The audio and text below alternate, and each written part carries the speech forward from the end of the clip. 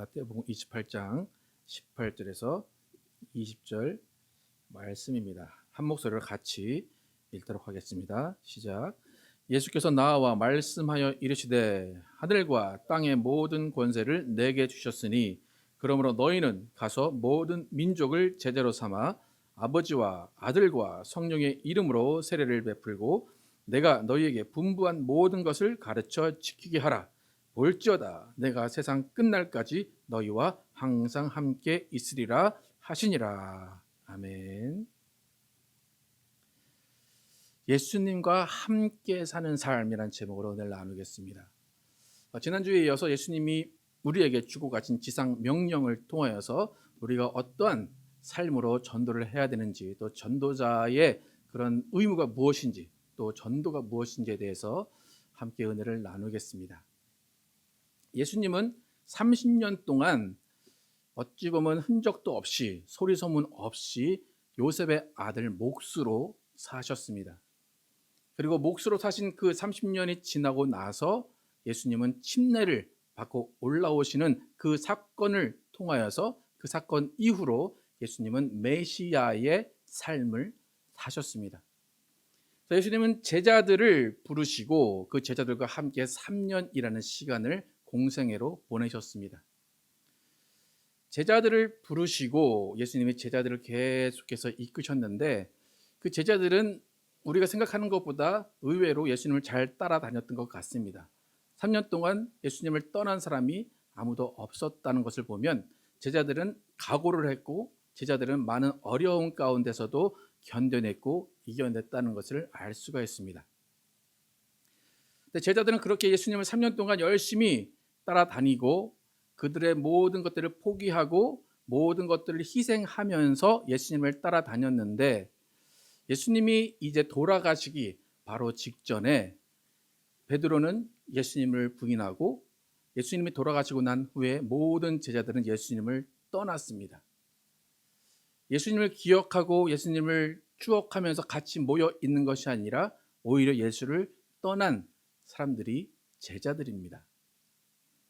예수님이 그렇게 공들여서 키운 제자들, 그들은 예수님이 마지막 순간에 예수님의 초라함을 받습니다.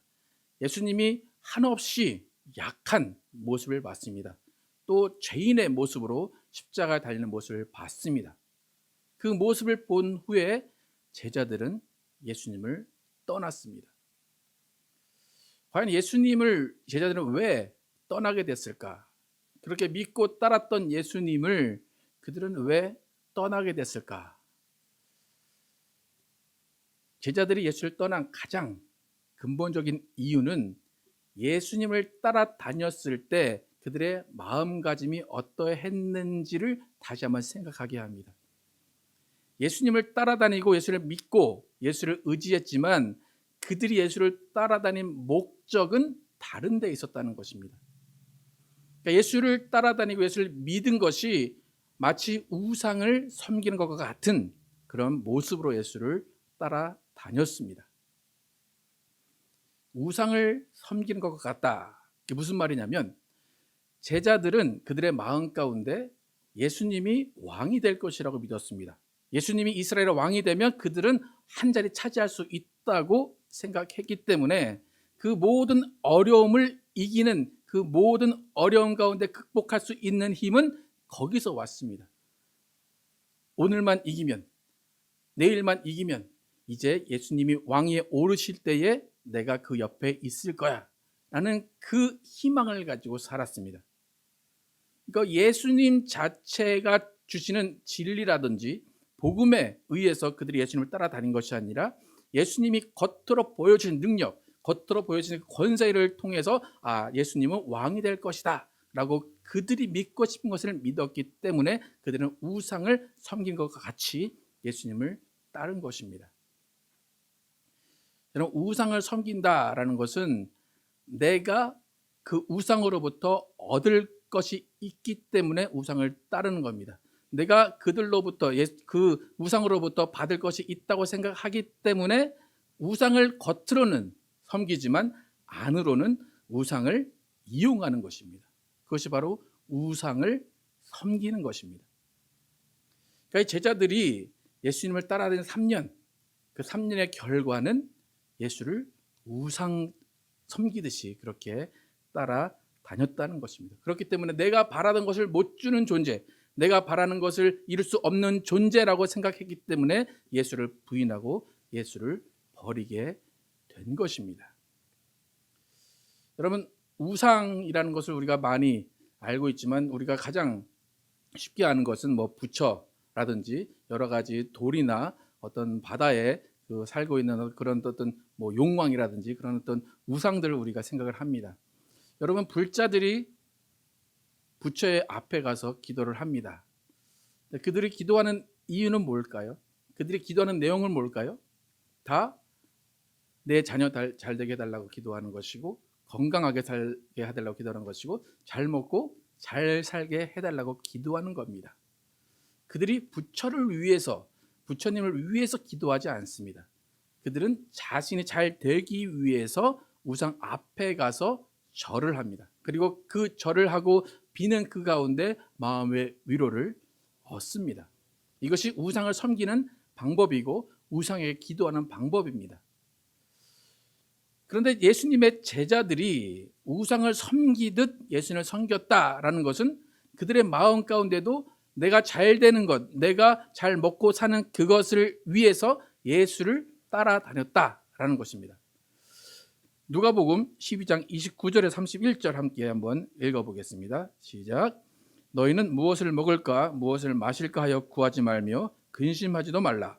이 모든 것은 세상 백성들이 구하는 것이라. 너희 아버지께서는 이런 것이 너에게 있어야 할 것을 아시느니라. 다만 너희는 그의 나라를 구하라. 그리하면 이런 것들을 너희에게 더하시리라.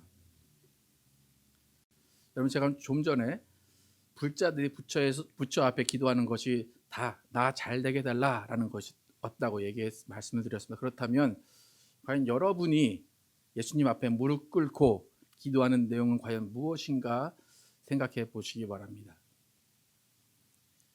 내내 사극 같은 데 보면 정한수를 떠놓고 달에게 비는 사람들이 있습니다. 그 달에게 비는 그 사람들의 기도 내용과 우리가 새벽에 일찍 일어나서 새벽 기도 와서 예수께 비는 내용이 과연 다른가 한번 생각을 해 보시기 바랍니다. 예수님은 좀 전에 누가복음 12장에서 너희는 무엇을 먹을까 무엇을 입을까 염려하지 말고 그것을 구하지 말라고 그랬어요. 왜 그렇습니까? 그것은 세상 사람들이 우상에 구하는 내용이라는 것입니다. 그러니까 예수님은 본인이 우상되기가 싫으셨던 거예요. 사람들이 와서 그것만 구하고 있으면 예수님이나 우상이나 별 다른 게 없다는 것입니다. 그러니까 예수님은 스스로 우상되기를 거부하신 거예요. 그래서 너희는 나에게 와서 무엇을 먹을까 무엇을 입을까 염려해서 그것을 구하지 말고 오직 그의 나라, 아버지의 나라를 구하라. 그렇게 말씀하셨습니다. 여러분, 여러분의 기도를 다시 한번 돌아보시기 바랍니다. 여러분의 기도, 내가 잘 되는 것, 내 자녀가 잘 되는 것, 내가 편안하게 사는 것, 그거 구하지 않고 혹시 그의 나라만 구하신 적이 있으십니까? 하나님이 원하시는, 예수님이 원하시는 기도를 여러분은 하신 적이 있으십니까? 만약 여러분이 예수 앞에 무릎 꿇고 내 자녀가 잘 되는 것, 내 사업이 잘 되는 것, 내 건강하게 사는 것, 그것만 구했다면 여러분은 우상을 섬기고 있는 것과 별반 다르지 않습니다. 여러분, 예수님은 우상이 아닙니다. 예수님은 살아계신 하나님이십니다. 예수님은 이 땅을 창조하시고 모든 것을 주관하셔서 우리에게 모든 것을 줄 수 있는 분입니다. 그리고 모든 것을 이미 아시고 계신 분입니다. 그런 분이 너희는 아무것도 염려하지 말고 먼저 그 나라와 그 의를 구하라 말씀하셨습니다. 그런데 과연 우리는 예수님을 그렇게 대하고 있느냐는 것입니다. 우리가 예수님을 우상으로 대하고 있는지, 정말로 살아계신 하나님으로 대하고 있는지 다시 한번 심각하게 돌아봐야 될 것입니다. 예수님은 누가복음에서 너희는 걱정하지 마라, 먹을 거 걱정하지 말고 그의 나라만 구하라 그러셨어요. 그러니까 또 이것을 좀 잘못 악용해서 어떤 사람들은 그래 먹을 것 그런 것 염려하지 말고 그의 나라만 구하라고 그래서 그러니까 너희는 일도 안 해도 되고 공부도 안 해도 되고 오직 그의 나라 교회를 위해서만 하나님의 나라를 위해서만 살아라. 그래서 실제로 20, 30년 전에는 교회에서 저거 은혜만 받으면 다 목사가 되라고 그랬고 다 풀타임으로 헌신하라고 했습니다. 그리고 이 세상 것은 다 필요 없다. 오직 천국만 바라봐라. 그렇게 또 이야기하면서 또 그런 부작용이 또 일기도 했습니다. 그러는 사이에 교회가 부흥을 하긴 했습니다. 그의 나라를 구하는 그 기도만 해라라고 해서 교회 안에서 열심히 봉사했습니다. 또 교회에 헌신했습니다. 그 결과 교회는 부흥했고 교회는 뜨거워졌습니다. 교회는 뜨거워지고 교회는 부흥에 갔는데 우리의 삶 가운데서는 우리의 삶이 변화된 사람으로 세상을 포용하고 세상을 이끌어 가야 되는데 불구하고 우리는 세상에서 나의 역할에는 소홀하고 오직 교회, 오직 그의 나라라는 그 명목하에 오직 교회라는 것에 집중하게 됐습니다. 그 결과로 우리는 어떻게 됐냐면 이 세상이 교인들을 다른 시각으로 보기 시작했습니다. 예수쟁이라는 말을 우리는 어떻게 한 그 면류관으로 받아들이지만 그들이 예수쟁이라고 말하는 거기에는 예수 믿는 사람들의 그런 행동과 생각을 비판하는 그런 의미가 담겨 있습니다.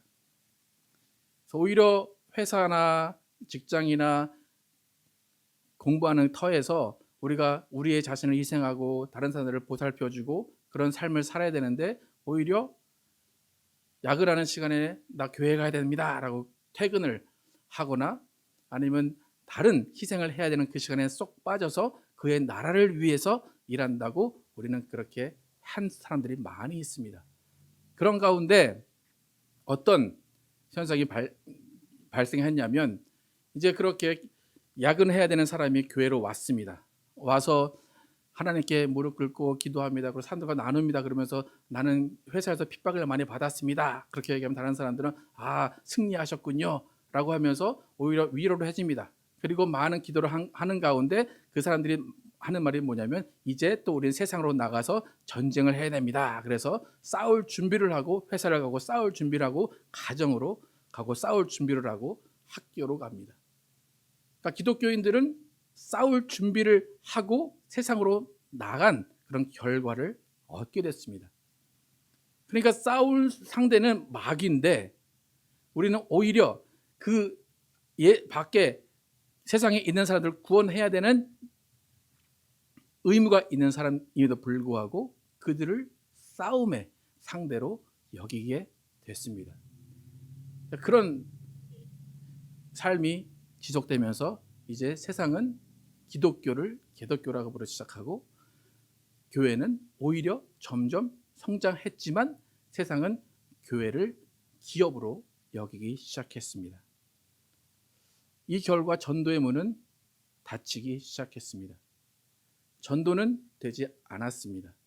예수 믿지 않는 사람들이 오히려 예수 믿는 사람보다 더 착하게 살고 더 바른 삶을 사는 사람들이 많아졌습니다. 어쩌다가 이런 일이 벌어졌을까? 어쩌다가 세상이 기독교를 개독교라고 하고 교회를 기업이라고 하게 됐을까? 이 모든 근본적인 이유는 우리가 예수님을 살아계신 하나님이 아닌 우상처럼 섬겼기 때문입니다. 예수님이 살아계신 하나님, 살아계신 나의 주였다면 우리는 세상에 관용을 베풀고 세상에 예수 그리스도의 사랑을 보여주었어야 됩니다. 그런데도 불구하고 우리는 내 얻을 것만 얻기 위한 신앙을 했기 때문에 오히려 전도의 문이 막힌 것입니다. 여러분, 전도라는 것은 뭐냐면 지금 세상이 다른 신을 섬기고 있습니다. 세상이 우상을 섬기고 있습니다. 그런데 전도라는 것은 그 세상 사람들이 섬기고 있는 그 신보다 예수라는 존재가 더 매력적이고 예수라는 존재가 더 차원이 높은 신이라고 여겨질 때 그들이 스스로 예수님께 돌아오는 것입니다. 그들이 섬기는 신, 그들이 따르고 싶은 우상, 그것보다 예수님이 매력적이어야 되고 예수 믿는 사람들이 더 매력적으로 보여야지만 전도가 되는 것입니다. 그런데 우리가 보여주는 예수님, 우리가 믿는 예수님은 다른 우상과 별반 다를 게 없었기 때문에 세상 사람들이 예수를 믿을 만한 근거가 없었던 것입니다. 전도의 문이 막히는 것, 그것은 우리가 예수님을 섬기는 방법이 어떠했느냐, 그것 때문입니다. 여러분, 예수님은 우상이 아니라 살아계신 하나님입니다. 그렇다면 여러분이 살아계신 하나님과 어떻게 살고 있느냐가 가장 중요합니다. 여러분, 제가 이렇게 전도 설교를 하고 있는데, 이렇게 전도 설교를 아무리 한다고 해도 여러분의 삶이, 여러분의 신앙이 이전과 바뀌지 않는다면 아무리 제가 설교를 해도 이 전도의 문은 열릴 수가 없습니다. 오히려 우리가 전도를 하기 전에, 우리가 오히려 복음을 전하기 전에 우리에게 필요한 것은 오히려 우리의 입을 열어서 우리의 이전의 삶을 사과하고 이전의 삶을 돌아보는 것입니다. 한국에 이찬수 목사님이라는 분이 계신데, 이찬수 목사님이 한 10년 전에 젊은 목사들을 모아놓고 세미나를 하신 적이 있습니다. 그런데 그 설교를 제가 들었는데, 이찬수 목사님이 처음에 강단에 올라오셔서 첫 마디가 뭐였냐면 사과를 하셨습니다. 우리 앞선 세대, 우리 선배 목사들이 잘못해서 이렇게 당신들에게 많은 짐을 지어준 것 같습니다. 그래서 우리가 잘못했습니다. 사과합니다라는 사과를 하면서 설교를 시작하신 기억이 납니다. 여러분, 우리도 어쩌면 전도의 문을 열기 위해서 우리에게 가장 필요한 것은 오히려 사과가 아닐지 모릅니다. 사과를 먼저 하고 그들에게 우리의 과거, 우리의 삶의 흔적들을 다시 한번 돌아보는 그 마음을 그들에게 보일 때 전도의 문이 다시 열리기 시작할 것입니다. 우상은 그 자리에 있고 우상을 바라보며 기도하고 우상을 바라보며 비는 것입니다. 우리는 예수님이 우상이 아니기 때문에 우리는 예수님과 함께 죽고 함께 살아야 됩니다. 예수님이 살아 계시기 때문에 우리는 예수님과 함께 살 수 있습니다. 예수님이 살아 계시기 때문에 우리는 예수님과 함께 생활할 수가 있습니다. 예수님은 나를 따르라 하시면서 나를 믿는 것, 예수를 믿는 것, 그것이 함께 사는 것이라고 말씀하시는데, 우리는 그저 우상처럼 예수님 거기 계십시오, 예수님 나는 예수님이 거기 계시면 그냥 앉아서 빌겠습니다 라고 하면 우리는 예수님과 함께 살 수 없고 예수님을 바로 섬길 수가 없습니다. 제가 대학 다닐 때 그때 한창 그 인터넷이 시작이 됐을 때입니다. 한 1990년도에는 뭐 천리안이라든지 그래서 PC 통신이 시작이 됐고 1996년, 97년부터 웹사이트가 나오기 시작해서 웹브라우저가 나오기 시작해서 뭐 다음이나 뭐 그런 것들이 시작이 됐습니다. 그때 이제 어떤 한 영화가 나왔는데 접속이라는 영화가 나왔습니다. 접속이라는 영화가 참 흥행을 했는데 그 접속이라는 타이틀을 가지고 영화가 나온 이유가 뭐냐면 그 접속이라는 그 단어 자체가 인터넷에서 함께 만나서 접속을 통하여서 어떤 채팅이나 그런 것들을 통해서 서로 연인이 만들어지거나 뭐 친구를 사귀거나 그런 일들이 이루어졌기 때문에 그런 접속이라는 단어를 통해서 제목이 또 이렇게 만들어졌습니다. 여러분, 지금 이 시대는 인터넷이 없으면 살아갈 수 없는 시대입니다. 여러분, 혹시 여러분 가운데 이런 분들 있을 거예요. 일어나자마자 인터넷을 보고 또 자기 전까지 인터넷을 볼 수밖에 없는 사람들이 있을 것입니다. 또 특히 지금 같은 시대는 인터넷으로 공부를 해야 되고 인터넷으로 물건을 사야 되고 인터넷으로 모든 것을 할 수밖에 없는 시대입니다. 근데 이런 시대에 접속이 안 된다고 생각을 해보시면 얼마나 깝깝한 생활을 하게 될까 여러분 한번 생각을 해보시기 바랍니다. 만약에 내일 아침에 여러분이 일어났는데 인터넷이 접속이 안 된다, 그러면 여러분은 무엇을 해야 될지 정말 막막할 겁니다. 그러니까 접속이라는 단어가 언제부턴가 가장 중요한 단어가 됐는데 예수님이 우리에게 원하시는 방법, 원하시는 그 생활 방법 중에 하나가 예수님과 접속하라는 겁니다. 예수님과 연결되라는 겁니다. 성경은 그것을 예수님과 연합한다라고 이야기합니다. 여러분, 우상은 접속할 수 없습니다. 우상은 바라볼 수는 있습니다. 그러나 접속할 수 없고 소통할 수 없습니다. 그런데 우리 예수님은 우상이 아니기 때문에 접속할 수 있고 소통할 수 있고 연결될 수 있고 연합할 수가 있습니다. 그러니까 우상과 예수님의 가장 큰 차이가 바로 그겁니다. 그래서 예수님이 우리에게 너희 가서 제자를 삼으라 말씀하셨습니다. 그 다음에 제자를 삼는 그 일 가운데 가장 첫 번째가 무엇이냐라고 말씀하실 때 예수님은 연결, 연합이라는 의미를 가장 크게 두셨습니다. 오늘 보면 19절 함께 다시 한번 읽어보도록 하겠습니다. 시작. 그러므로 너희는 가서 모든 민족을 제자로 삼아 아버지와 아들과 성령의 이름으로 세례를 베풀고. 너희는 가서 제자를 삼아라. 그런데 아버지와 아들과 성령의 이름으로 세례를 가장 먼저 베풀어라 라고 이야기합니다.